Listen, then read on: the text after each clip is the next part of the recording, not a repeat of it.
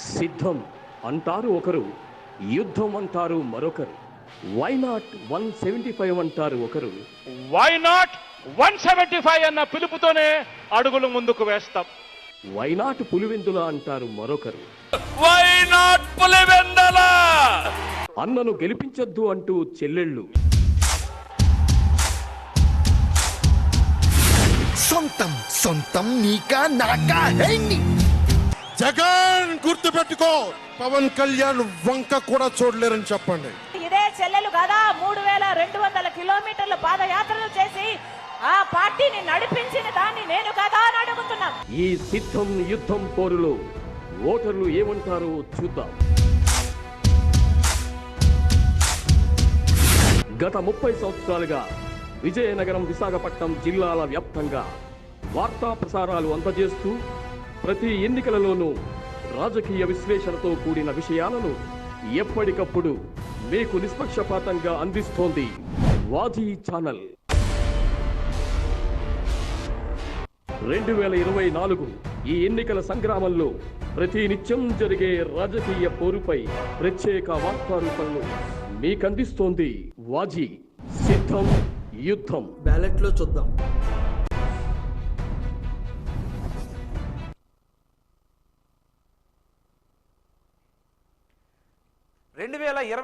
సార్వత్రిక ఎన్నికలు సమీపిస్తున్న నేపథ్యంలో వాజీ ఛానల్ ప్రసారం చేస్తున్న సిద్ధం యుద్ధం కార్యక్రమానికి స్వాగతం.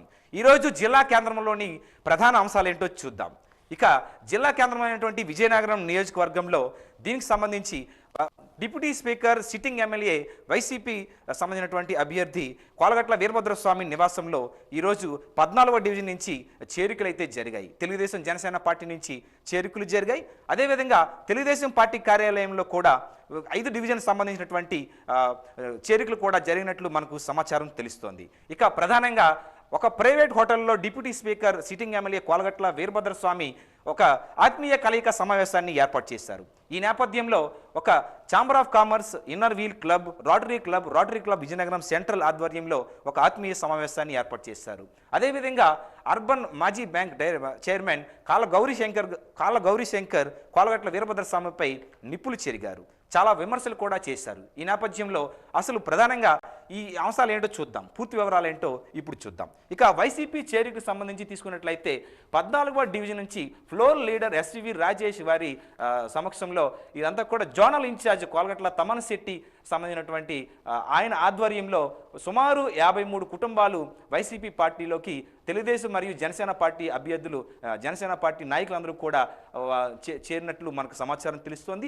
ఏదేమైనప్పటికీ ఒక అవకాశం అని చెప్పి కోలగట్ల తమన్ శెట్టి కూడా ఇప్పుడే మనకి చెప్తున్నటువంటి సమాచారం అయితే తెలుస్తోంది. ఇక దీనికి సంబంధించి అంటే ఒక వైసీపీకి అంటే ఒక ఎన్నికలు మే 13 నిర్వహిస్తున్నటువంటి నేపథ్యంలో ఈ ఎన్నికలకు సంబంధించి మరొక అవకాశం ఇవ్వాలని చెప్పి తన తమ్ముడుకు మరొక అవకాశం ఇవ్వాలని చెప్పి కోలగట్ల తమన్ శెట్టి కూడా చెప్తున్నటువంటి నేపథ్యంలో వైసీపీలో భారీగా చేరికలు జరుగుతున్నాయని మనం చెప్పుకోవచ్చు. ఇంకో పక్క చూసుకున్నట్లయితే తెలుగుదేశం పార్టీకి సంబంధించి అంటే అశోక్ బంగ్లాలో కూడా ఈరోజు 5 డివిజన్ సంబంధించినటువంటి వార్డుల్లో సంబంధించినటువంటి వారు వీరంతా కూడా అంటే వైసీపీలో ఉన్నటువంటి ప్రముఖులు చాలామంది కూడా నాయకులు, కార్యకర్తలు అందరూ కూడా తెలుగుదేశం పార్టీలో చేరుతూ వారి యొక్క అంటే అభిప్రాయాలను కూడా వాళ్ళు పంచుకున్నారు. ఇక ఉమ్మడి అభ్యర్థి తెలుగుదేశం, జనసేన, అదేవిధంగా బీజేపీ ఉమ్మడి అభ్యర్థి కూడా వారికి కొండువాలను వేస్తూ స్వాగతం పలుకుతూ వారందరికీ కూడా పార్టీని పటిష్టం చేయాలని చెప్పి వారంతా కూడా చెప్తున్నారు. ఒక పక్క విజయనగరం మండలం నాయకులు, ఒక పక్క విజయనగరం నియోజకవర్గానికి సంబంధించినటువంటి నాయకులు, కొత్త పాత నాయకులు అందరూ కూడా కలిసి వెళ్ళి వారందరూ కూడా ఆహ్వానిస్తూ వారందరికీ కొండువాలు వేసినటువంటి దృశ్యాలు మనం చూస్తున్నాం. ఇక మరొక విషయం ఏంటంటే కోలగట్ల వీరభద్రస్వామి సిట్టింగ్ ఎమ్మెల్యే ఈయన ఒక ఆత్మీయ సమావేశాన్ని ఏర్పాటు చేశారు. ఒక ప్రైవేట్ హోటల్లో ఒక ఆత్మీయ సమావేశాన్ని ఏర్పాటు చేసి తనకు ఓటు వేయాలని మరొక అవకాశాన్ని ఇవ్వాలని చెప్పి వీరభద్రస్వామి గారు మనకి అభ్యర్థించినట్టు మనకు సమాచారం తెలుస్తుంది. ఇక ఏంటంటే రోటరీ క్లబ్ విజయనగరం సెంట్రల్, అదేవిధంగా ఇన్నర్ వీల్ క్లబ్, ఇంకా ఛాంబర్ ఆఫ్ కామర్స్ సభ్యులతో కలిసి వీరంతా కూడా ఒక ఆత్మీయ సమావేశాన్ని ఏర్పాటు చేశారు. గత 4 సంవత్సరాల 10 నెలల్లో కూడా తన హయాంలో మాత్రమే విజయనగరం బాగా అభివృద్ధి చెందిందని చెప్పి ఆయన చెప్పుకొస్తూ తనకు మరొక అవకాశం ఇస్తే సమస్యలు లేని విజయనగరం నియోజకవర్గాన్ని నేను తయారు చేస్తానని చెప్పి వీరభద్రస్వామి గారు ఒక పక్క చెప్తున్నట్లు చెప్పారు. ఈ నేపథ్యంలో వారంతా కూడా అంటే తనకు సహాయం చేయాలని, తనకి మరొక అవకాశం ఇవ్వాలని చెప్పి ఈ ఛాంబర్ ఆఫ్ కామర్స్ సభ్యులను, రోటరీ క్లబ్ విజయనగరం సెంట్రల్ సభ్యులను కూడా, ఇన్నర్వీర్ క్లబ్ సభ్యులను కూడా ఇదంతా కూడా చేశారు.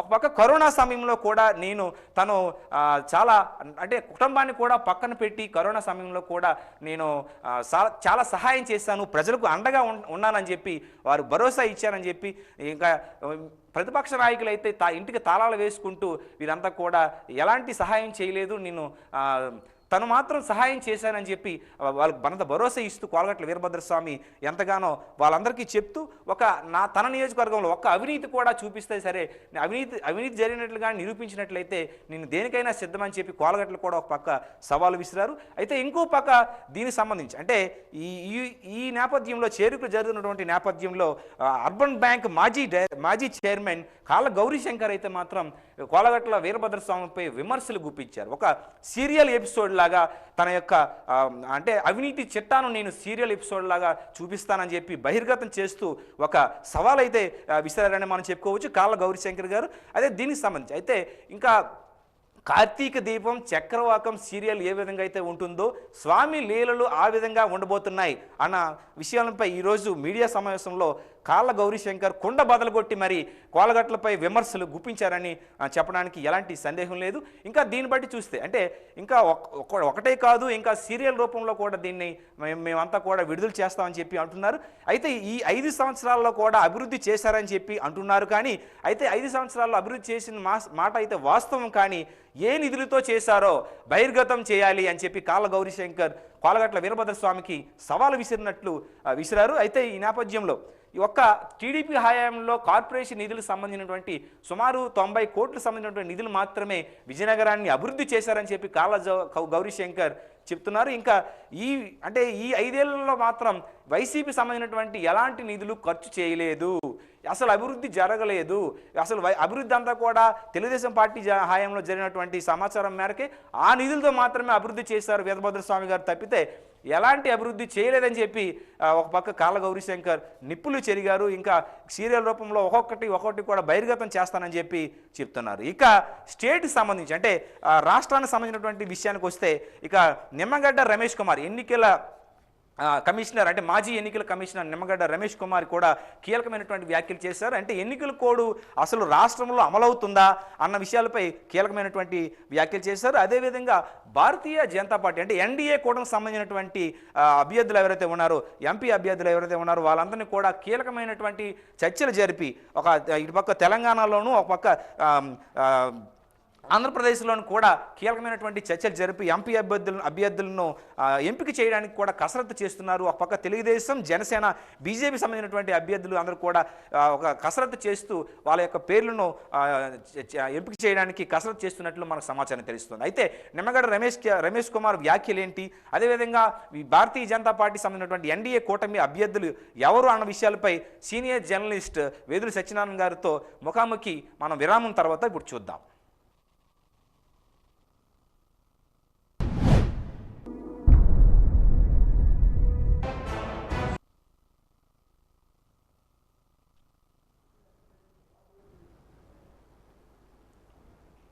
సిద్ధం యుద్ధం కార్యక్రమానికి పునఃస్వాగతం. రాష్ట్ర ఎన్నికల మాజీ కమిషనర్ నిమ్మగడ్డ రమేష్ కుమార్ ఎలాంటి వ్యాఖ్యలు చేశారు అన్న అంశం, అదేవిధంగా బీజేపీ కూటమి అంటే ఎన్డీఏ కూటమికి సంబంధించి ఎంపీ అభ్యర్థులు ఖరారు సంబంధించినటువంటి చర్చలు ఏ విధంగా జరుగుతున్నాయి అన్న విషయాలపై సీనియర్ జర్నలిస్ట్ వేదు సత్యనారాయణ గారు మన పక్కన ఉన్నారు. సార్ నమస్తే. సార్ నమస్కారం. సార్ అసలు ఎన్నికల కోడ్ ఎలా అమలవుతోంది, దీనికి సంబంధించి కేంద్ర ఎన్నికల సంఘం ఒక సవాలుగా మారిందా, దానికి సంబంధించి మన రాష్ట్రంలో కూడా ఎన్నికల కోడ్ సరిగా అమలు కావటం లేదని చెప్పి మాజీ ఎన్నికల కమిషనర్ నిమ్మగడ్డ రమేష్ కుమార్ గారు వ్యాఖ్యానించారు, కీలక వ్యాఖ్యలు చేశారు. సార్ దానికి సంబంధించి మీరు ఏ విధంగా? ప్రస్తుత పరిస్థితుల్లో ఎన్నికల నియమావళి ఎప్పుడైతే ఎన్నికల నోటిఫికేషన్ షెడ్యూల్ విడుదల అవ్వడం జరిగిందో దానికి సంబంధించి ఆటోమేటిక్గానే ఎన్నికల నియమావళి అమలులోకి వస్తుంది. అయితే ఎన్నికల నియమావళి అమలుకు సంబంధించిన మాత్రం గత 2 రోజులుగా పరిస్థితులు మనం గమనించినట్లయితే అది పూర్తి స్థాయిలో అమలు కావడం లేదని మాత్రం స్పష్టంగా తెలుస్తోంది. అంటే ఎందుకనో అధికారులు ఈ విషయంలో కొంచెం అంటే వాళ్ళు ఉద్దేశపూర్వకంగా చేస్తున్నారో లేదా పరిస్థితులు ఆ విధంగా వస్తున్నాయో తెలియదు, కానీ ఈ విషయంలో కాస్తంత వెనుకబడి ఉన్నారనే చెప్పొచ్చు. అంటే ఈ నేపథ్యంలోనే అనుకోని పరిస్థితుల్లో మన రాష్ట్ర మాజీ ఎన్నికల కమిషనర్ నిమ్మగడ్డ రమేష్ కుమార్ గారు ప్రత్యక్షంగా ఆయన ఇది మన ఆలమూరు దగ్గర ఉన్న జొన్నాడ దగ్గర ఉన్నటువంటి ఫ్లెక్సీల విషయంలో కావచ్చు, లేకపోతే అధికార పక్షమైన వైఎస్ఆర్ కాంగ్రెస్ పార్టీకి సంబంధించిన కొన్ని హోర్డింగ్లు చూసి కూడా ఆయన ఒక రకంగా అసహనాన్ని, అసంతృప్తిని, కాస్త ఆగ్రహాన్ని కూడా వ్యక్తం చేశారు. సో అది ఒక మచ్చు తునక. సో ఇక ఆయన చెప్పింది సత్యమే, ఎందుకంటే ఆయన ఒక మాజీ కమిషనర్గా కూడా వ్యవహరించారు. ఆయనంతటా ఆయన స్వయంగా ఆ మాట చెప్పారు అంటే దాన్ని కొట్టి పారేయలేం మనం. దాన్ని తప్పనిసరిగా పరిగణలోకి తీసుకోవాల్సిన అవసరం అనేది మాత్రము ఉంది. సో దాన్ని బట్టి రాష్ట్రంలో ఎన్నికల నియమావళి ఏ మేరకు అమలవుతోంది అన్నది చెప్పగానే చెప్పినట్లయింది. తర్వాత పాఠ్య పుస్తకాలు, రేషన్ వెహికల్స్ సంబంధించినటువంటి రేషన్ వాహనాలు, చెత్త సేకరణ వాహనాలు, ఇలా అంటే కొన్ని పబ్లిక్ సంబంధించినటువంటి వాటిల్లో కూడా ముఖ చిత్రాలు అంటే సీఎం జగన్మోహన్ రెడ్డి ఇళ్ల పట్టాల వాటిల్లో కూడా ఇవి ఉన్నాయి. ఇవన్నీ కూడా మనకి ఎన్నికల కోడ్ అమలు చేయాల్సినటువంటి బాధ్యత వారిపై ఉంటుంది. కాబట్టి వాళ్ళు ఏ విధంగా అసలు ఇది అవుతుందా అవ్వదా, అసలు సాధ్యమేనా, దాన్ని తొలగించడం సాధ్యమేనా, వీళ్ళకి ఒక సవాల్గా మారిందా? ఇది సంక్లిష్టమే. ఎందుకంటే ఇప్పుడు మామూలుగా ఇప్పుడు విగ్రహాలు ఉంటాయి మూసికేస్తారు, లేదా హోర్డింగ్లు ఉంటాయి తీసేస్తారు, ఫ్లెక్సీలు ఉంటాయి తీసేస్తారు. కానీ ఇప్పుడు సంక్షేమ పథకాల పేరు మీద ముద్రించిన సర్టిఫికెట్లతో సహా, అలాగే పిల్లలకి ఇచ్చేటువంటి కిట్లు కావచ్చు, బ్యాగులు కావచ్చు, పుస్తకాలు కావచ్చు, ఆఖరికి పిల్లలకి ఇచ్చిన ఆక్స్ఫర్డ్ డిక్షనరీల పైన కూడా ఉన్నటువంటి పార్టీకి సంబంధించిన లేదా నాయకులకు సంబంధించినటువంటి ముఖ చిత్రాలను తొలగించడం అనేది కొంత కష్టమైనదే. ఎందుకంటే ఇవి ఇప్పటికే అందరికీ మంజూరు, పిల్లలకి ఇచ్చేసారు, సంక్షేమ పథకాలు అమలు కాబట్టి అందరి దగ్గర వెళ్ళిపోతాయి. వాటి విషయంలో ఏమీ చేయలేని పరిస్థితి. అయితే ఇకపై అటువంటివి జరగకుండా చూసుకోవాల్సిన బాధ్యత అయితే ఉంటుంది. అంటే ఎందుకంటే ఎప్పుడూ కూడా ఎన్నికల నియమావళి ఏ తేదీ నుంచి అమలైందో అంతకుముందు దానికి సంబంధించినంతవరకు ఏమీ చేయలేని స్థాయి పరిస్థితి. ఇంకా ఆ తర్వాత నుంచి ఏంటి అన్నదే చూసుకోవాల్సిన విషయం. ఎందుకంటే ఇప్పుడు సర్టిఫికేట్ల పైన బొమ్మ ఉంటుంది, పుస్తకాల పైన బొమ్మ ఉంది, డిక్షనరీల పైన బొమ్మ ఉంది, వాళ్ళు ఇచ్చే కిట్ బ్యాగ్ పైన బొమ్మ ఉంటుంది, లేదా ఒక కిట్ పైన ముఖ చిత్రం ఉంటుంది నాయకుడిది. ఇప్పుడు దాన్ని ప్రత్యేకంగా ఇంటింటికి వెళ్ళి తీయలేరు, లేదా దాన్ని వాడొద్దు అని చెప్పలేరు, లేదా దాన్ని రద్దు చేసినట్టు ప్రకటించలేరు. బట్ అయితే అది సంక్లిష్టమైందే, అది అయ్యే పరిస్థితి అయితే కాదు. అయితే ప్రస్తుతం ఏదైతే ఇప్పుడు రైతు భరోసా కేంద్రాలు కావచ్చు, మరొకటి అంటే ఎక్కడెక్కడైతే పార్టీ రంగులు ఉన్నాయో వాటికి సంబంధించినటువంటి చర్యలు తీసుకునే అవకాశం అయితే ఉంది. అదేవిధంగా ప్రజాప్రతినిధులకు సంబంధించి వాళ్ళకి అంటే కొన్ని అనుమతులు తీసుకొని వీళ్ళు చేయాల్సి ఉంటుంది. అంటే వాళ్ళ యొక్క క్యాంపెయినింగ్ కానీ లేకపోతే ఏదైనా సరే ప్రచారం కానీ ఏదైనా సరే వాళ్ళు అనుమతి చేయాల్సి, అంటే ఎన్నికల ప్రచారంలో భాగంగా మీరు ఎన్నికల ప్రచారంలో భాగంగా వాళ్ళు ఏదైనా చేయవలసి వస్తే అనుమతి తీసుకోవాలి అధికారుల దగ్గర నుంచి. ఎలా ఉంటుంది అసలు, ఎలా చేయాలంటారు దానికి? ఇప్పుడు ప్రస్తుతం ఎప్పుడైతే ఎన్నికల ప్రకటన జరిగిందో ఇక తమ భేదం అనేది అధికారులకి ఉండకూడదు. రాగద్వేషాలకు అతీతంగా, కులమతాలకు అతీతంగా అధికార పక్షము విపక్షము అని కాకుండా అన్ని రాజకీయ పక్షాలని, రాజకీయ నాయకులని ఒకే రకంగా పరిగణన చేయాలి. ప్రజాప్రతినిధులు ఇప్పుడు ఆపద్ధర్మం అయిపోయినట్లే. సో ఈ పరిస్థితుల్లో ఒక ప్రజాప్రతినిధి విషయంలో అధికారులు ఎలా స్పందిస్తారో ఒక నాయకుడి విషయంలో కూడా అలాగే స్పందించాలి. అధికార పక్షానికి చెందిన నాయకుల విషయంలో ఎలా స్పందిస్తారో విపక్షానికి సంబంధించిన నాయకుల విషయంలో కూడా అలాగే స్పందించాలి. సో ఇక్కడ ఎవరు ప్రచారం చేసుకున్నా అది రాజకీయ ఎన్నికల ప్రచారమే. సో దానికి నియమావళి ప్రకారము సంబంధిత అధికారుల దగ్గర నుంచి అనుమతులు తీసుకోవడం, దాని ప్రకారమే కార్యక్రమం కావచ్చు, సమావేశం కావచ్చు, సభలు కావచ్చు నిర్ణీత వేళల్లో నిర్వహించుకోవాల్సిన అవసరం అందరికీ వర్తిస్తుంది. ఎందుకంటే ఒకసారి ఎన్నికల నియమావళి వస్తే దాని ముందు అందరూ సమానమే, అది అందరికీ సమానంగా వర్తిస్తుంది. ఆ అమలు కోసమే కదా ప్రత్యేకంగా అధికారులను కూడా కేంద్ర ఎన్నికల సంఘం రాష్ట్రాల వారీగా నియమించడం అనేది కూడా జరిగింది. ఇది అమలవుతోందా లేదా అని చూసుకోవాల్సిన బాధ్యత ఆ పరిశీలకులపైన, ఆ రాష్ట్ర స్థాయి, జిల్లా స్థాయి ప్రత్యేక ఎన్నికల అధికారులపైన ఉంటుంది. తర్వాత ప్రచారం అనేది ఉదయం 10 నుంచి సాయంత్రం 6 వరకు మాత్రమే జరుపుకోవాలని చెప్పి ఒక ఎన్నికల సంఘం అయితే మనకు తెలియజేసింది. ఈ నేపథ్యంలో అంటే ముందుగా పెడితే ఎలాంటి చర్యలు తీసుకుంటున్నారు, దానికి సంబంధించి మీరు ఇచ్చే సలహా ఏంటి? ఇక్కడ ఒక విషయం అండి, ఎన్నికల నోటిఫికేషన్ వచ్చింది. ఎన్నికల షెడ్యూల్ ప్రకారం మనకి ఏప్రిల్ 18 నుంచి రాష్ట్రానికి సంబంధించినంత వరకు నామినేషన్ల ప్రక్రియ కావచ్చు, మరొకటి కావచ్చు ఉంటుంది. అప్పుడే ఎన్నికల ప్రచారానికి సంబంధించినంత వరకు కూడా ఒక షెడ్యూల్ అనేది ఉంటుంది. అదే ప్రస్తుతం కూడా ఎన్నికల ప్రచారానికి సంబంధించినంత వరకు ఏ రాజకీయ పక్షము అన్నది ప్రారంభం కాలేదు. ఏ రాజకీయ పక్షం ఎన్నికల ప్రచారం చేసినా ఏదైతే ఉదయం నుంచి సాయంత్రం వరకు అనేది ఒక నియమావళి ఉందో దాన్ని పాటించడం, మైకు శబ్దానికి సంబంధించి కూడా ఇదిగో ఇంత ప్రత్యేకంగా డెసిబుల్స్ మాత్రం ఉపయోగించడం, అది పాటించాల్సిందే.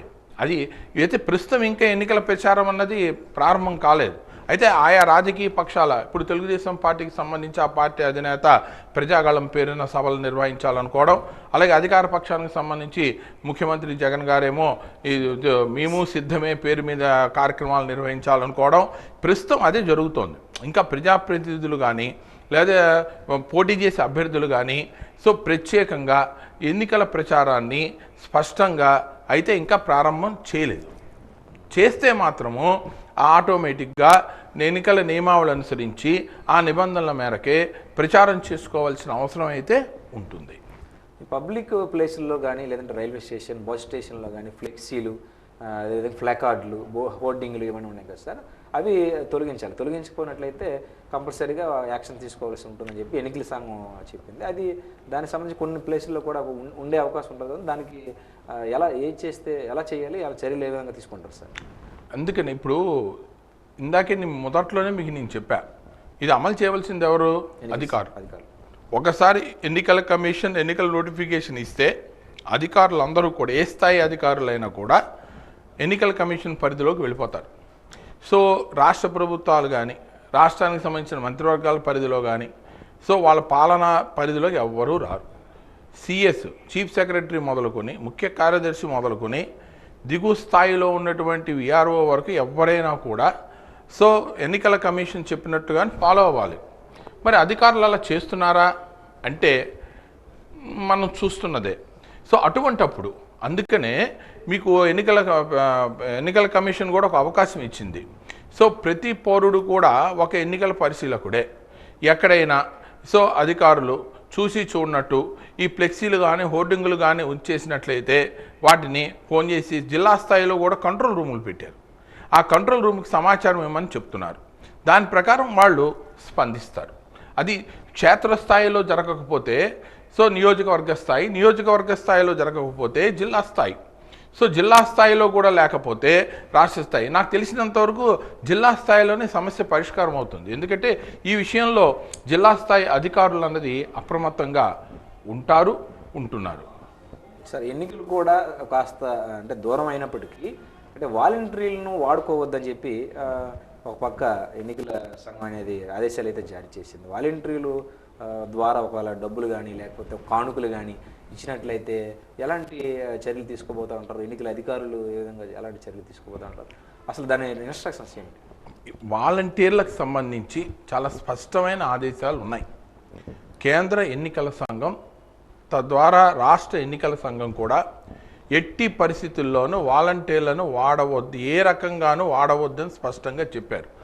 ఆఖరికి గ్రామ వార్డు సచివాలయంలో పనిచేస్తున్న కార్యదర్శులను కూడా కేవలము పోలింగ్ బూతులలో ఇంకు మార్కు పెట్టడానికి మాత్రమే వాడమన్నారు తప్ప కీలకమైనటువంటి స్థాయి వాళ్ళకి కల్పించొద్దని చాలా స్పష్టంగా చెప్పారు.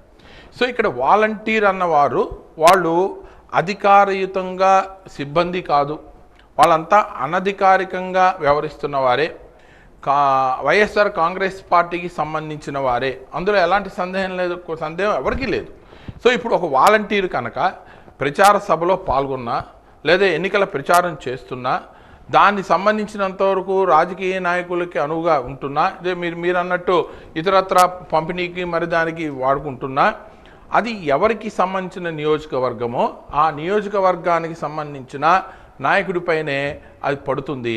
ఆ వాలంటీర్ పైన, ఆ నాయకుడికి పైన, ఆ సంబంధిత వాళ్ళందరిపైన కూడా దాని ప్రభావం ఉంటుంది. వాళ్ళపైన చట్టపరమైన చర్యలు తీసుకోవడం అనేది జరుగుతుంది. దానికి సంబంధించి ఐపీసీ ఉంది, దానికి సంబంధించి ప్రజాప్రాతినిధ్య చట్టం అనేది కూడా ఉంది. ఎందుకంటే నియమావళి అన్నది వాళ్ళకి ప్రత్యేకంగా పదే పదే చెప్పినా చేసినట్లయితే ఆ చట్ట ప్రకారం చర్యలు తప్ప మరో దానికి అవకాశం లేదు. సార్, మాజీ ఎన్నికల అధికారి నిమ్మగడ్డ రమేష్ కుమార్ గారు కీలకమైనటువంటి వ్యాఖ్యలు చేశారు ఈరోజు. అసలు రాష్ట్రంలోని ఎన్నికలు కూడా అమలవుతుందా అన్నట్టు ఒక సవాల్గా మారిందని చెప్పి ఆయన కూడా చెప్పారు. అది ఏంటి అసలు ఆయన వ్యాఖ్యలు నిజమేనంటారా? అది అసలు ఏం జరిగింది అంటే నిమ్మగడ్డ రమేష్ కుమారు గతంలో మన కార్యక్రమంలో, అంటే ఆయన మన రాష్ట్రానికి ఎన్నికల కమిషనర్గా గతంలో పనిచేశారు. ప్రస్తుతం ఈరోజు ఇక్కడ మనకి ఇప్పుడు ఇది కాకినాడ జిల్లా అనుకుంటా, ఆలమూరు మండలం జొన్నాడ జంక్షన్ దగ్గర అటువైపు ఆలమూరుకి వెళుతూ జొన్నాడ జంక్షన్లో భారీ కటౌట్లు చూశారు ఆయన. ఈ అధికార పక్షానికి సంబంధించినటువంటి ఫ్లెక్సీలు, కటౌట్లు నిలువెత్తున జంక్షన్లలో పెట్టేసి ఉండటం అది గమనించారు. ఆ గమనించడాన్ని చూసి ఇంత బహిరంగంగా ఈ ఫ్లెక్సీలు ఉన్నాయి, ఎన్నికలు కూడా అమల్లోకి వచ్చింది కదా, ఎందుకు వీళ్ళు అధికారులు చర్యలు తీసుకోలేదు అన్న అసంతృప్తిని, అసహనాన్ని, ఆగ్రహాన్ని ఆయన వ్యక్తం చేయడం అనేది జరిగింది. అందుకే ఇందాక కూడా మీకు అదే చెప్పాం, ఆయన ఎవరు సామాన్యమైన వ్యక్తి కాదు. గతంలో మన రాష్ట్రానికి ఎన్నికల కమిషనర్గా పనిచేసినటువంటి వ్యక్తి, ఒక సీనియర్ అధికారి. ఆయనే ఆ విషయాన్ని ఎంత బహిరంగంగా వ్యాఖ్యానించారు అంటే మనం పరిస్థితిని కొంతవరకు అర్థం చేసుకోవచ్చు. అంటే ఇది కేవలం దాన్ని బట్టైనా కొంతవరకు ఎన్నికల నియమావళి అమలులో అధికారులు అప్రమత్తంగా ఉండి తగు చర్యలు తీసుకుంటారని మనం ఆశించాలి. ఇక ప్రధానమైనటువంటి మరొక అంశం ఏంటంటే ఎన్డీఏ కూటమిలో బీజేపీ సంబంధించినటువంటి ఎంపీ అభ్యర్థులు చర్చ అయితే జరుగుతుంది. అది ఎవరెవరు అభ్యర్థులు రాబోతున్నారు ఏంటి అన్న విషయాలు అయితే ఇంకా ఒక కొలిక్ అయితే రాలేదు సార్. ఏంటి అసలు కొలిక్ రావడం కారణాలు ఏంటంటారు? మనకు ఆంధ్రప్రదేశ్ రాష్ట్రానికి సంబంధించి బీజేపీ, తెలుగుదేశం, జనసేన పొత్తులతో కలిగినటువంటి ఎంపీ అభ్యర్థులు ప్రకటిస్తున్నారు కాబట్టి అసలు ఏంటంటారు? అంటే ఇందులో ఏమీ లేదండి. ఇప్పుడు ఆల్రెడీ జనసేన కాకినాడ పార్లమెంటు స్థానానికి సంబంధించి అభ్యర్థిని ఇందాకే కాసేపటి క్రితమే ప్రకటించడం అనేది జరిగింది. ఇంకా అయితే ఇది బీజేపీకి పొత్తులో భాగంగా బీజేపీకి కొన్ని స్థానాలు, జనసేనకు కొన్ని స్థానాలు ఇవ్వడం జరిగింది.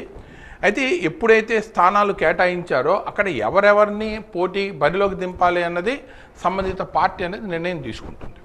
అయితే వాస్తవానికి చెప్పాలి అంటే ఇంకా చాలా సమయం ఉంది. ఇప్పుడు ప్రస్తుతం పార్టీలు పొత్తులతో సంబంధం, అంటే పొత్తుల పరంగా కేటాయింపు జరిగింది, ఆ పార్టీలో ఎవరికి ఇవ్వాలి అన్నది మీమాంస అన్నది కసరత్తు రాజకీయంగా అన్నది జరుగుతోంది. కారణం ఏంటంటే ఇప్పుడు ఒక విషయాన్ని మనం గమనించాలి. ఇప్పుడు ఇక్కడ తెలుగుదేశం పార్టీ, జనసేన, ఇప్పుడు బీజేపీ, ఈ మూడు కూడా ఎందుకంటే జెండాలు వేరైనా ఎజెండా ఒక్కటే అనే నినాదం కూడా ఇచ్చారు. కానీ బీజేపీ కలవనంత వరకు కూడా జనసేన, తెలుగుదేశం పార్టీ ఏకైక లక్ష్యం ఏంటి? ఎలాగైనా సరే అధికార పక్షమైన వైఎస్ఆర్ కాంగ్రెస్ పార్టీని గద్దె దించాలి. ఏకైక లక్ష్యం వాళ్ళది అదే. సో ఇప్పుడు గెలుపు గుర్రాలనే పెట్టాలి, గెలిచే వాళ్ళకే అవకాశం ఇవ్వాలి. ఈ గెలిచే వాళ్ళు ఎవరు అన్న దాంట్లో ఏమాత్రం కాస్త తప్పటడుగు వేసినా ఆటోమేటిక్గా దాని ప్రభావము వీళ్ళు అనుకున్న లక్ష్యాన్ని సాధించనివ్వదు. అంటే ఏదైతే అధికార వైఎస్ కాంగ్రెస్ పార్టీని గద్దె దించాలన్న ఆలోచన ఉందో అది నెరవేరదు. అందువల్ల ఏంటంటే పలానా స్థలంలో పార్లమెంట్ నియోజకవర్గంలో ఒక అభ్యర్థిని నిలబెట్టేటప్పుడు అన్నీ సమీకరించుకొని అన్ని వర్గాలను కలుపుకోపోయే విధంగా దానికి అధికార పక్షం నుంచి ఏ అభ్యర్థి రంగంలోకి వస్తున్నారు, వాళ్ళకి ధీటైన వ్యక్తి ఎవరు, గట్టి పోటీ ఇవ్వాల్సిన అవసరము ఉంది. సో మీకు తెలియని విషయం ఏమీ కాదు, మన భారతదేశంలో ఆంధ్రప్రదేశ్ రాష్ట్రంలో కుల మత ప్రస్తావన లేకుండా రాజకీయాలు అనేవి లేవు. కాబట్టి సామాజిక వర్గాల సమీకరణ కూడా చూసుకొని సరైన అభ్యర్థికి ఇవ్వాల్సిన అవసరం ఉంది. బహుశా ఈ ఉద్దేశంతోనే పొత్తులో భాగంగా బీజేపీకి కావచ్చు లేదా జనసేనకు కావచ్చు పార్లమెంటు స్థానాలు కేటాయించినా సో ఎవరు గెలుపు గుర్రాలు, ఎవరికి ఇస్తే సమతౌల్యం కాపాడుకోగలము అన్న విషయంలో రాజకీయ కసరత్తు జరుగుతుంది. ఇంకొకటి కూడా ఏంటంటే టైం చాలా ఉంది. సో దీనికి సంబంధించి ఇప్పుడు ఒక సరైన నిర్ణయం, ఎందుకంటే ఒకసారి ఒక అభ్యర్థిని పెట్టి మళ్ళీ తర్వాత ఇంకొక అభ్యర్థిని మారిస్తే ఆ ప్రభావం తప్పనిసరిగా ఉంటుంది. అలా కాకుండా తీసుకునే నిర్ణయము సరైన నిర్ణయం తీసుకుంటే అది ఆ కార్యకర్తలకి ఇది మిత్రపక్షాలకి కూడా కాస్తంత ఉత్సాహవంతంగా కూడా ఉండే అవకాశం కూడా ఉంటుంది. బహుశా ఆ నేపథ్యంలోనే ఆ కసరత్తు జరుగుతున్నట్టు మనం అనుకోవచ్చు. సార్, అయితే అధికార పక్షంలో ఉన్నటువంటి వైసీపీ ఇప్పటికే ఎంపీ అభ్యర్థులను ప్రకటించింది. అయితే తెలుగుదేశం, జనసేన, బీజేపీ సంబంధించినటువంటి మన రాష్ట్రానికి సంబంధించి ఇంకా ఆలస్యం అవుతుండడం వల్ల ఒక ఆందోళన అయితే వాళ్ళలో కలుగుతుంది. అయితే ఏంటంటారు, ఇలా చేయడం వల్ల ఏమైనా తెలుగుదేశం, జనసేన, బీజేపీలకి ఏమైనా ఈ లేట్ ప్రాసెస్ అనేది ఏమైనా అంటే అలా కదా ఆందోళన అంటే ఎవరిలో ఆందోళన? పార్టీలకు సంబంధించిన అభిమానులు, కార్యకర్తలు అంటున్నారా, లేక కార్యకర్తలు వాళ్ళల్లో? కార్యకర్తలు, ప్రజలు కూడా, నోటర్లో ఉన్న కూడా ప్రజలకి ఇది సంబంధం లేనిది, ఆందోళన చెందాల్సిన అవసరం లేదు. కార్యకర్తలు, అభిమానులు అంటారు. అంటే ప్రతి కార్యకర్తకు, ప్రతి అభిమానికి కూడా ఒక నాయకుడు, వాళ్ళ దృష్టిలో ఒక నాయకుడు ఉంటారు. ఈ నాయకుడు ఎంపీ అభ్యర్థిగా వచ్చేస్తాడు, ఇంకేముంది అన్న ఆలోచనతో ఉండొచ్చు. తమ అనుకున్నటువంటి, కోరుకున్నటువంటి నాయకుడికి అవకాశం వస్తుందా లేదా అన్న ఆందోళన కార్యకర్తల్లో, అభిమానుల్లో ఉండడం సహజం. కానీ వాళ్ళని దృష్టిలో పెట్టుకుని నియామకం జరగదు. ఇక్కడ ఒక విషయాన్ని గమనించాలి. ఇందాకే చెప్పా, గెలుపు గుర్రాలు కావాలి. ఒకసారి అభ్యర్థిని ఏర్పాటు చేసిన తరువాత ఎట్టి పరిస్థితిలో మళ్ళీ వాళ్ళ గురించి రెండో ఆలోచన ఉండకూడదు. గెలిచే వ్యక్తికే అవకాశం ఇవ్వాలి. పైగా సామాజిక వర్గాల సమీకరణ అనివార్యము. ఇటీవల కాలంలో మీరు గమనించారో లేదో, ఎప్పుడూ లేనంత ఇదిగా ఈ సామాజిక వర్గాల ప్రస్తావన వస్తోంది. ఒక సామాజిక వర్గం మా వాళ్ళకే సీట్ ఇవ్వాలి, మరో సామాజిక వర్గం మాకే ఇవ్వాలి, ఇంకో సామాజిక వర్గం మాకే ఇవ్వాలి. అసలు ఎటువైపు వెళుతున్నామో ఏంటో ఏమీ అర్థం కావటం లేదు. మరి ఈ పరిస్థితుల్లో సరైన నిర్ణయం తీసుకోకపోతే అది పార్టీకి ప్రభావం, ఏదైతే లక్ష్యం ఉందో ఆ లక్ష్యాన్ని చేరుకోరు. కాబట్టి ఇందులో కార్యకర్తలు, అభిమానులు, వాళ్ళకి సంబంధించిన వాళ్ళకి అవకాశం వస్తుందా లేదా అన్నటువంటి ఒక కించిత్ ఆందోళన అయితే ఉండొచ్చు. కానీ తమ అధినాయకులు ఏది చేసినా ఆలోచించి చేస్తారు. వాళ్ళ లక్ష్యం ఒకటి ఉంది. వాళ్ళు ఏది చేసినా మనం వెనకుండి నడవాలి, నడిపించాలి, గెలిపించాలి అన్న ఆలోచనతో ఉండటం అనేది ఉత్తమం. సార్, విజయనగరం పార్లమెంట్కి సంబంధించి 7 నియోజకవర్గాలకు సంబంధించినటువంటి పార్లమెంట్ మన విజయనగరం నియోజకవర్గం పార్లమెంటరీ. అయితే దీనికి సంబంధించి అయితే మనకి గతంలో బీజేపీకి కేటాయించారని చెప్పి అంటే తెలుగుదేశం, బీజేపీ, జనసేన కూటమి సంబంధించినటువంటి బీజేపీకి ఈ పార్లమెంట్ కేటాయించారని చెప్పి, ఎంపీ స్థానాన్ని కేటాయించారని చెప్పి చెప్పారు. కాబట్టి ఇప్పుడు ఎవరికి వచ్చే అవకాశం ఉంది అంటే ప్రస్తుతానికి బీజేపీ సంబంధించి జీవీఎల్ నరసింహన్, పివిఎన్ మాధవ్ ఎమ్మెల్సీ గారు, మాజీ ఎమ్మెల్సీ మాధవ్ గారికి, అదేవిధంగా ఈ గేదెల శ్రీనుబాబు, ఇవన్నీ కూడా పేర్లు అయితే వినిపించాయి. బీజేపీకి వచ్చే అవకాశం ఉందా, తెలుగుదేశంకి మళ్ళీ ఇప్పుడు వచ్చే అవకాశం ఉందని చెప్పి మళ్ళీ సమాచారం మనకు కొత్తగా వినిపిస్తుంది. ఏంటంటారు, అసలు ఎవరికి వచ్చే అవకాశం ఉంది? ఇది కేవలం ఇది రాజకీయ ఊహాజనితమే. ఇది ఏంటంటే మన వినిపిస్తున్న పేర్లను బట్టి మనం ఒక అంచనా వేయడం మాత్రమే. అయితే విజయనగరం పార్లమెంటు స్థానానికి సంబంధించినంత వరకు అసలు వాస్తవానికి మన పూసపాటి అశోక్ గజపతి రాజు గారికే తెలుగుదేశం పార్టీ తరఫున అవకాశం వస్తుంది అన్నది అనుకున్నారు. కానీ ఇక్కడ జరుగుతున్నది ఏంటంటే ప్రస్తుతం అది బీజేపీకి కేటాయించారు అన్న ఒక ప్రచారం కూడా జరిగింది. బీజేపీకి కేటాయిస్తే ఎవరన్నది ఇందాక మీరే చెప్పినటువంటి అభ్యర్థులు వాళ్ళకే అవకాశం ఇచ్చే ఎక్కువ అవకాశం ఉంది. జీవీఎల్ నరసింహన్ గారు అయితేనేమి, లేకపోతే మాధవన్ గారు అయితేనేమి వాళ్ళకి అవకాశం ఉంది అన్నది అంటూ వచ్చారు. కానీ ఇప్పుడు మళ్ళీ ఏంటి, లేదు తెలుగుదేశం పార్టీకి కేటాయించే అవకాశం ఉంది, ఏదో రకంగా అశోక్ గజపతి రాజు గారినే బరిలోకి దింపుతారేమో అన్న ప్రచారం కూడా ప్రారంభమైంది. అయితే ఇదంతా కూడా కేవలము అంటే నాకు తెలిసినంత వరకు ఎవరికి వారు అనుకొని చేస్తున్న ప్రచారమే తప్ప పార్టీ అధిష్టానాలు ఏ నిర్ణయం తీసుకున్నాయన్నది మాత్రం ఇంతవరకు ఎవరికి తెలియదు. ఇందాకే నేను చెప్పా, వాళ్ళు ఆచితూచి అడుగేస్తున్నారు, గెలుపు గుర్రాల కోసమే చూస్తున్నారు. ఇది బీజేపీకి కేటాయిద్దామా లేకపోతే టీడీపీకే కేటాయిద్దామా, ఎవరికి ఇద్దామా అన్నది ఏంటి వాళ్ళ యొక్క లక్ష్యాన్ని దృష్టిలో పెట్టుకు ఆలోచన చేస్తున్నదే. అయితే ఇది ఇప్పటివరకు జరుగుతున్నది ఏంటంటే కేవలం ఒక ప్రచారం, ఒక ఊహ మాత్రమే. ఇది ఎవరికి కేటాయిస్తారు ఏంటి అనేది. అయితే ఒకటి మాత్రం వాస్తవం, ఇప్పుడు ప్రస్తుతం అశోక్ గజపతిరాజు గారి కుమార్తె అదితి గజపతిరాజు గారు విజయనగరం శాసనసభ స్థానం నుంచి పోటీ చేస్తున్నారు, ఎమ్మెల్యే స్థానానికి పోటీ చేస్తున్నారు. ఇప్పుడు దీంతో అశోక్ గజపతిరాజు గారికి సంబంధించినంత వరకు ఆయన పరిస్థితి ఏంటి, ఆయన రాజకీయ భవిష్యత్తు ఏంటి అన్నది ఒక ప్రశ్నార్థకంగా నిలిచింది. సహజంగానే ఆయనకు సంబంధించినటువంటి కార్యకర్తలు, అభిమానులు కూడా ఆయనకి విజయనగరం పార్లమెంటు స్థానం ఇస్తారని, లేదా మరొకటి ఇస్తారని అన్న ప్రచారము జరుగుతోంది. లేదు, అసలు ఆయన ఏ రకంగానూ చేయకుండా అదితి గజపతిరాజు గారి తరపున ప్రచార కార్యక్రమాల్లో పాల్గొని పార్టీని విజయ పథం వైపు నడిపించేందుకే సిద్ధంగా ఉన్నారన్న ప్రచారము జరుగుతోంది. సో ఈ నేపథ్యంలోనే బీజేపీకి సీటు కేటాయిద్దామా అన్న ఆలోచన ఏమన్నా వచ్చిందా, లేదా అలా కాదు బీజేపీకి ఇచ్చిన ఫలితం కాదు మళ్ళీ ఆయన్ని పెడితేనే బాగుంటుందన్న ఆలోచన కూడా వచ్చి ఉండవచ్చు. అయితే ఇది కేవలం ఏదైనా ఆయా పార్టీలలో జరిగేటువంటి ఒక ప్రచారం మాత్రమే. సార్, సందర్భంను అనుసరించి అంటే ఇప్పుడు మనం ఎంపీ స్థానం గురించి మాట్లాడుతున్నాం కాబట్టి, అయితే ఈ కాపు సామాజిక వర్గం, అదేవిధంగా వెలమ సామాజిక వర్గం, ఈ రెండు సామాజిక వర్గాలకు కూడా మాకు అన్యాయం జరుగుతున్నాయి, ఎంపీ స్థానానికి కూడా మాకు కేటాయించాలని చెప్పి ఒక పక్క నెల్లిమర్ల నియోజకవర్గంలో ఎలియన్స్లో భాగంగా జనసేనకి, అంటే నియోజకవర్గం సంబంధించి ఎలియన్స్ జనసేనకి వెళ్ళింది, లోకం మాధవ్ గారికి వెళ్ళింది. అయితే ఇప్పుడు ఎంపీ కూడా మాకు వచ్చే ఛాన్స్ ఉందని చెప్పి అప్పుడు వాళ్ళంతా కూడా కంది చంద్రశేఖర్, అది ఎవరైనా అండి తూర్పు కాపులకు ఇవ్వాలని చెప్పి వాళ్ళంతా కూడా కోరుతున్నారు.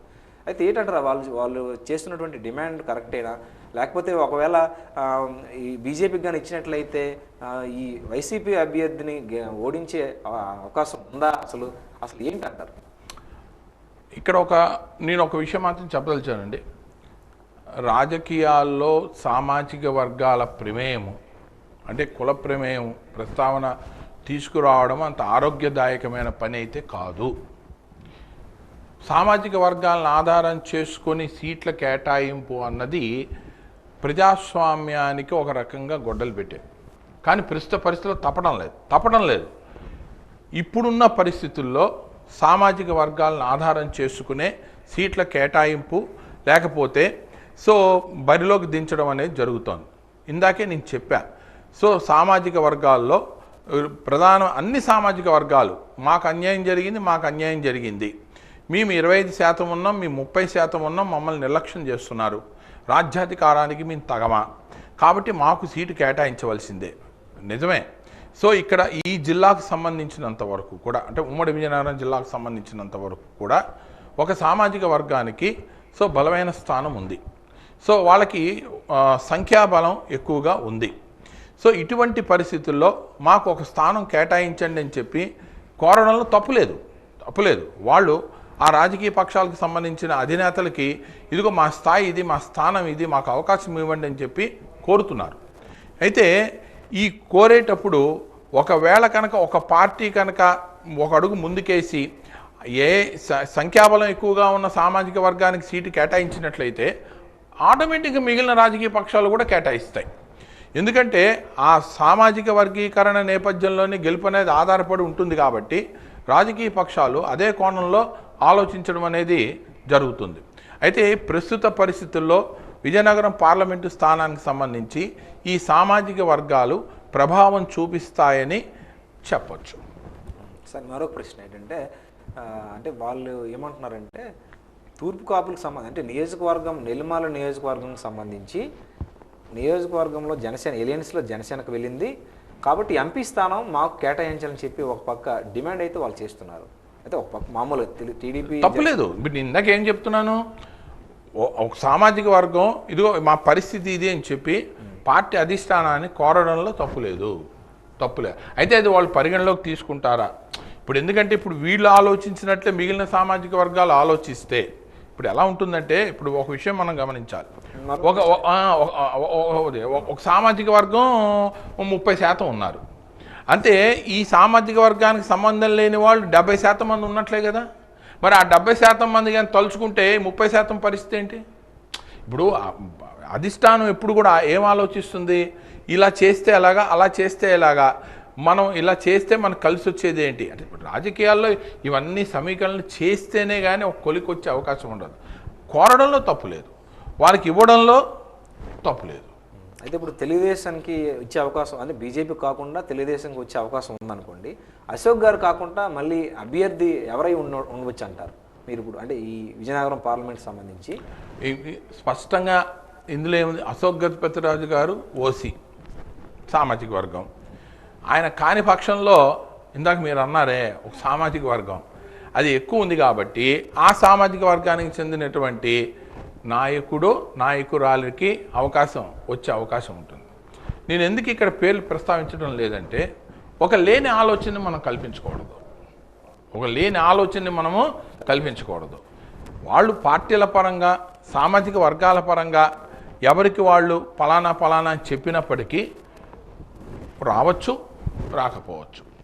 సో ఎవరి పరిస్థితి ఏంటి అనేది పార్టీల పరంగా వాళ్ళు ఒక నిర్ణయం తీసుకోవడం అనేది జరుగుతుంది. ఇప్పుడు మీరన్నట్టుగానే కాపు లేదా తూర్పు కాపు ఆ సామాజిక వర్గానికి సంబంధించినంత వరకు నాయకులు మెండుగానే ఉన్నారు.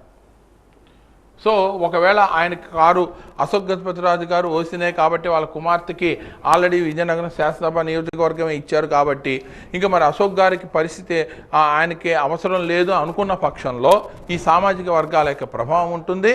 అందులో తప్పనిసరిగా ఎక్కువ ఉన్నటువంటి సామాజిక వర్గానికే ప్రాధాన్యత ఇచ్చే అవకాశం ఉంటుంది.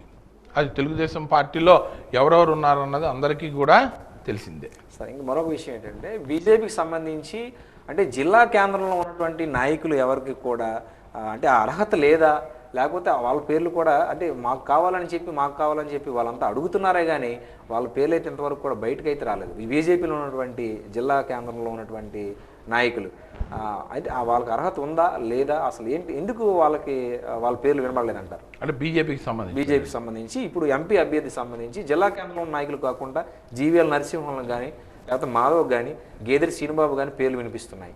ఒకళ్ళు ఎంపీ వస్తే వీళ్ళకి ఎందుకు రాలేదంటారు ఛాన్స్? ఒకవేళ దానికి చాలా సింపుల్ అండి. వాళ్ళకి ఎందుకు రాలేదు అని మనం చెప్పడం కష్టం, కానీ ఎందుకు వచ్చిందని చెప్పడం కష్టం. ఇందాకే చెప్పాం, అధిష్టానం ఏమిటి, గెలుపు గుర్రాలే తీసుకుంటుంది, సామాజిక వర్గాల సమీకరణ అందులో ప్రధానంగా చూస్తుంది, ఎట్టి పరిస్థితుల్లో గెలవాలి. వీటిని అంచనా వేసుకుని ఎవరైతే సరైన వాళ్ళన్నది ఎంపిక చేస్తారే తప్ప సో వీళ్ళకి జిల్లా కేంద్రంలో ఇంత ఉన్నప్పటికీ వేరే వాళ్ళ గురించి ఎందుకు ఆలోచిస్తున్నారు అన్నది మనం దాని గురించి అది చెప్పలేము. అది చెప్పలేని పరిస్థితి.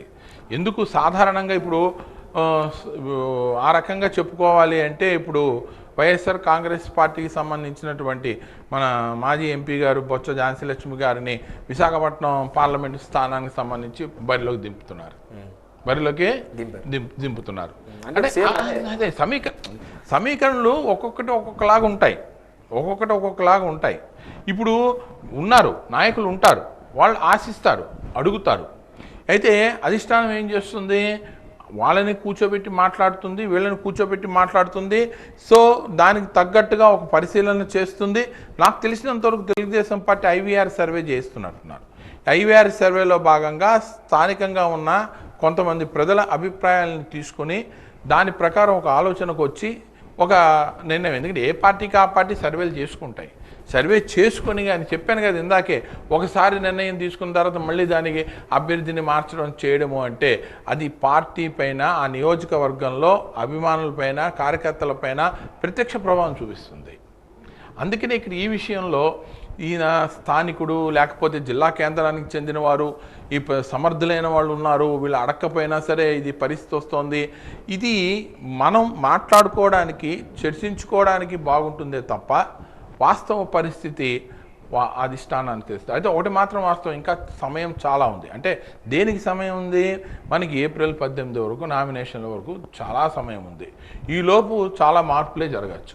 నాకు తెలిసినంత వరకు ఇప్పుడు ఎవరినైతే అభ్యర్థులుగా ప్రకటించారో వాళ్ళల్లో మార్పు వచ్చినా ఆశ్చర్యపడాల్సిన అవసరం అనేది కూడా లేదు. దానికి కారణం ఏంటంటే సామాజిక వర్గీకరణల నేపథ్యంలో ఈ మార్పులు చేర్పులు చివరి క్షణం వరకు జరిగే అవకాశాలు కూడా కనిపిస్తున్నాయి. ఎందుకంటే నాకు తెలిసి తెలుగుదేశం పార్టీతో సహా ఏ పార్టీలు కూడా ఇంకా సర్వే మానలేదు, సర్వే చేసుకుంటూ వెళ్తున్నారు. క్షేత్రస్థాయిలో సర్వేలు జరుగుతున్నాయి ఇంకా. సార్ తర్వాత అంటే విశాఖ సంబంధించినటువంటి ఎంపీ అభ్యర్థి వైసీపీ అభ్యర్థిగా బొత్స ఝాన్సీ గారిని ప్రకటించారు. తెలుగుదేశం సంబంధించి కూడా ఇప్పటికీ ఖరారు కాలేదు కానీ భరత్ అని చెప్తున్నారు. ఎలా ఉంటుంది అక్కడ పోటీ ఎలా ఉంటుంది అంటారు? అంటే ఈ రెండు పార్టీలకు సంబంధించి ఆ రెండు పార్టీలకు సంబంధించి అటు బొత్స ఝాన్సీ లక్ష్మి గారు ఎంపీగా ఒక అనుభవం ఉంది, అయితే అది విజయనగరం. సో అక్కడ భరత్ గారికి సంబంధించి రాజకీయ అనుభవం అన్నది ఒక పూర్తి స్థాయిలో అంటే ప్రజాప్రతినిధిగా కాకుండా ఒక రాజకీయ నాయకుడిగా కూడా అనుభవం అన్నది తక్కువ. ఓకేనా? సో ఇప్పుడు బొత్స ఝాన్సీ గారికి ఏమో ఆ విశాఖ పార్లమెంటు స్థానం అనేది కొత్త, భరత్ గారికి కొత్త. సో ఇరువురు పోటీ పడుతున్నారు. ఇక్కడ పార్టీల ప్రభావంతో అభ్యర్థుల భవిష్యత్తు ఆధారపడుతుంది. ఎందుకంటే అక్కడ బొత్స ఝాన్సీ లక్ష్మి గారికి వ్యక్తిగతంగా ఉన్నటువంటి వర్గం కానీ భరత్ గారికి ఒక వ్యక్తిగతంగా ఉన్న వర్గం కానీ ఉండదు. కాబట్టి ఇప్పుడు బొత్స ఝాన్సీ వెనుక ఉన్నదేంటి? వైఎస్ఆర్ కాంగ్రెస్ పార్టీ. భరత్ గారు వెనుక ఉన్నదేంటి? తెలుగుదేశం పార్టీ. సో ఈ పార్టీల ప్రభావంతో వీళ్ళ యొక్క గెలుపు ఓటములు ఆధారపడి ఉంటాయి. సీనియర్ జర్నలిస్ట్ వెదురు సత్యనారాయణ గారు చాలా విలువైనటువంటి సమయాన్ని మనకి కేటాయించి సిద్ధం యుద్ధం కార్యక్రమానికి వచ్చారు. ఈ కార్యక్రమం ఇంతటితో సమాప్తం. మళ్ళీ తిరిగి సిద్ధం యుద్ధం కార్యక్రమంలో రేపు కలబోతున్నాం. నమస్తే.